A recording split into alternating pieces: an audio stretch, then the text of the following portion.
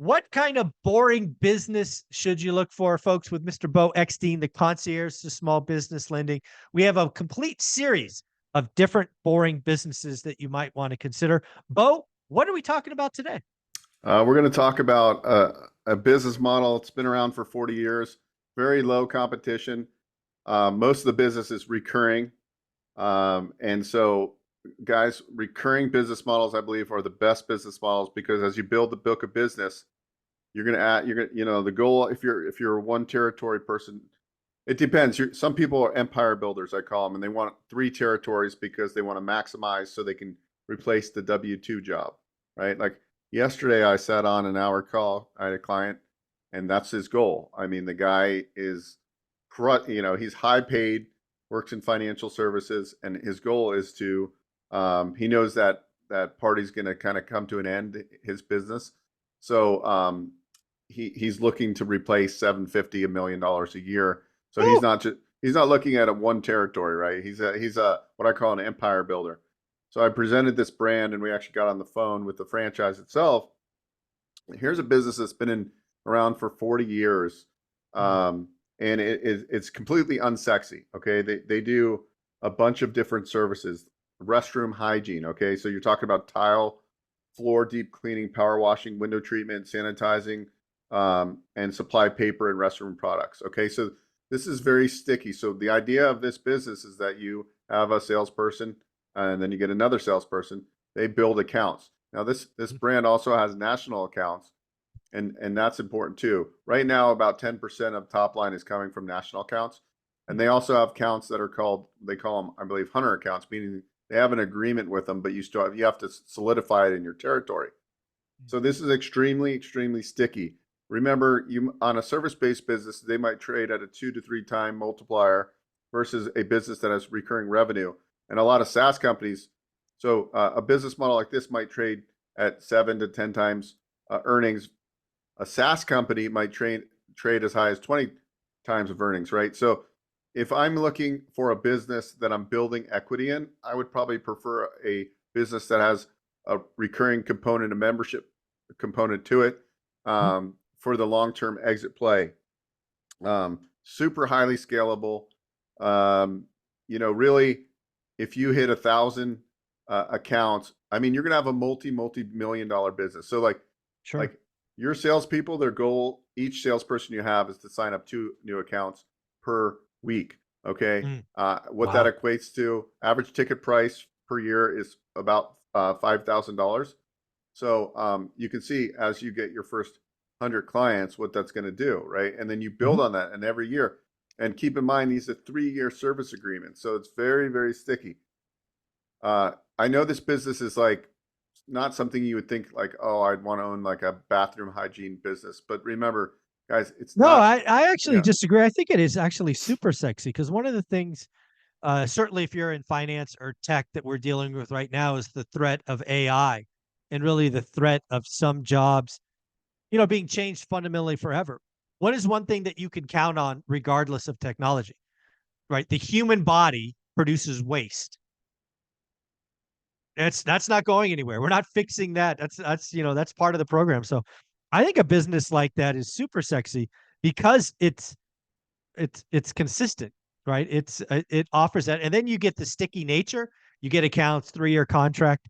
Dude, I think it's a lot sexier than you think. And again, you're not the person cleaning the bathrooms. Let's just take that off the table right now. That's a ridiculous thing to think. But yeah, it's one of those businesses that are probably a home run if you really think about it. I love this business model. I'm going to be interested to see the candidate I'm working with right now. He's looked at a lot of different business models, and he's like a fast kind of decision maker. I mean, he gets in there. He wants to know like what will margins look like. How do I run? How many hires do I need to hire? And really, like he wants to do this semi-absentee, or we call it. It's basically semi-passive. So he's going to hire a general manager, which is probably the sales guy, and then you're going to have an operations manager. You need not an office. You need a small warehouse to store material. Your technicians come in once a week to fill up their trucks. You're required to have at least one service truck per territory wrapped with the franchise brand on it. Relatively low, investment startup. probably anywhere from like 180 to 250, depending on where you're at. I don't have it right in front of me, that part, but Hmm. SBA financeable. So you're going to finance roughly 80% of the total startup cost. So awesome business model to get in with less than $100,000 out of pocket, that you can really, really build up and grow. I mean, like one territory can easily have 1,000 clients in that territory, the territory sizes. Hmm. Most of them, we're talking about top lines of $3, $4, $5 million, are only at 750 clients in a territory. Hmm. So the point is there's a lot of room to grow. So what this guy's doing, he's like, well, I'm gonna like, he wanted to buy all 6 of his territories, which is probably not like the move I would do. I told him, let's get 3 and get first right on the other ones, because we want to build the business. We don't want to Hmm. load up the overhead. Hmm. And this guy is really looking for like tax. He's also thinking, hey, I'm making X amount of millions of dollars a year right now, W-2. Hmm. And like, here's a guy that's paying 50% Yeah. in taxes. So like, what can we do? I even, the other day, it was so funny because my dad is like a financial planner. Yeah. And I go, and he goes, and he's winding down his business and he's going to sell. And he's like, I'm going to have, X amount of taxable consequence. And I'm like, well, why don't you buy some vending? And like right Hmm. now, it used to be 100% depreciation. Now I think you could depreciate 60% with the Yep. changes. Hmm. But there's also bonus depreciation, so I have to see how that works in it. But the point is like, even if you're winding your business down and you're paying 30 or 40 grand in taxes, Dad, this year, right? Like Yep. you could literally go out and get vending machines and offset, because you're going to write off 60%. Let's say you bought $100,000 of vending machines.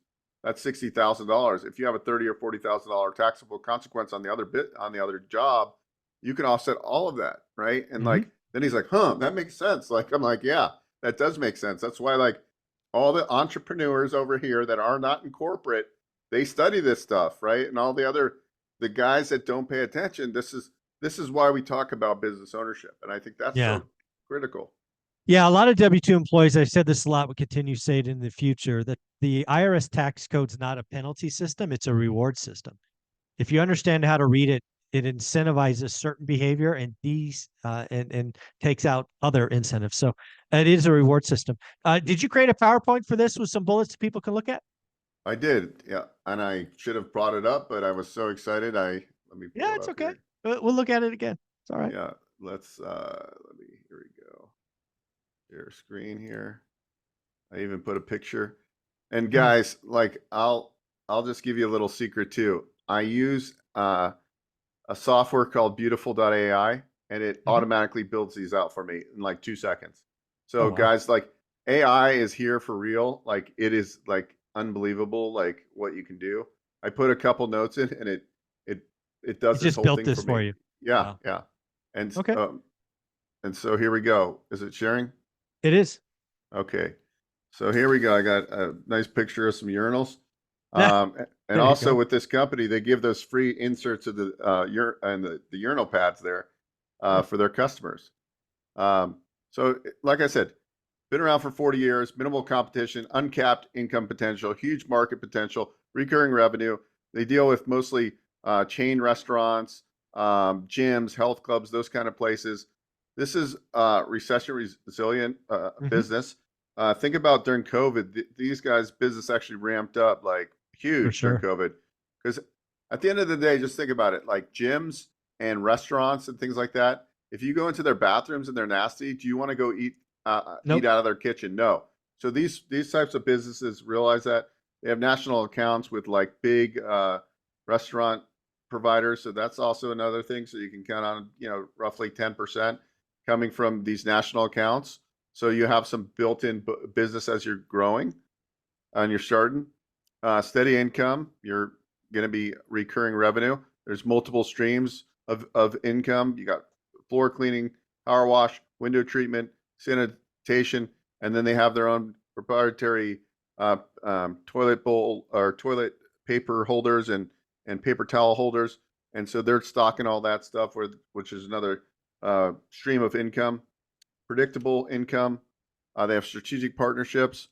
Uh, They've got great brand presence, limited competition. There's only one real big national competitor, which is a huge company. They're called Cintas, and they do like uniforms as well. They're a multi-billion-dollar company, but this brand in particular can outprice them and out customer service them. That's the beauty of the franchise model, because although it's a national brand, you're going to own your territory. You're going to be the face of the business. But you're not going to be alone. You're going to have the support. You're going to have the training. They have an internal sales team, so they can make calls on your behalf. They have I don't know the number exactly, but basically they're converting. They're setting like 12 to 18 appointments a week. They're converting 18% of those into clients.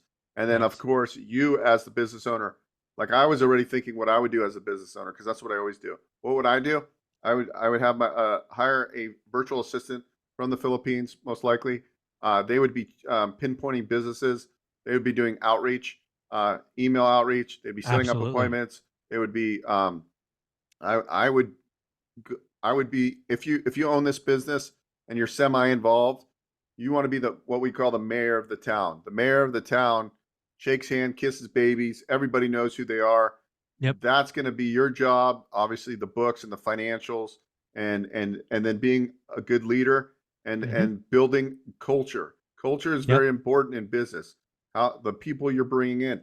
So if you want to run this as a semi-absentee, how do you do this? How do you attract and retain employees? You're going to incentivize, and you're going to screen them, but then you're also going to have the franchise themselves do a call with them to see if that's a good fit. But you're going to put, as a semi-absentee in this type of business model, what you want to do is you want to have them, you can even give them a small share of equity or a profit share. I would probably do profit share because it's easier to get rid of them. But what I would do is I would base it on, like, as our book of business grows, your revenue grows every single year, so that you get them they're extremely vested. Make him sticky. Yeah. Sticky is the key. So I guys, like, this is it. I mean, the time is now. It doesn't take much to get into a boring business, and it's time to get into a boring business. I'm more excited about business than ever.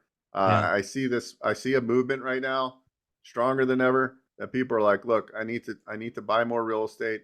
I need to, like, do things for myself, because AI is going to disrupt a lot of things. It's not going to disrupt the human capital that we need to make to clean the places, to make things work. So that's why you've seen prices for, like, changing out your water heater. I'm about to put some fake grass in my backyard. God knows how expensive that kind of stuff is. So all these type of businesses are businesses we want to own and manage. Love it. Love it. If somebody wanted to reach out to you, see what's what, have a conversation, how do they do that? Just go to onerentalmeeting.com. There you go, folks. He's created a URL just for this community, onerentalmeeting.com. Thank you so much.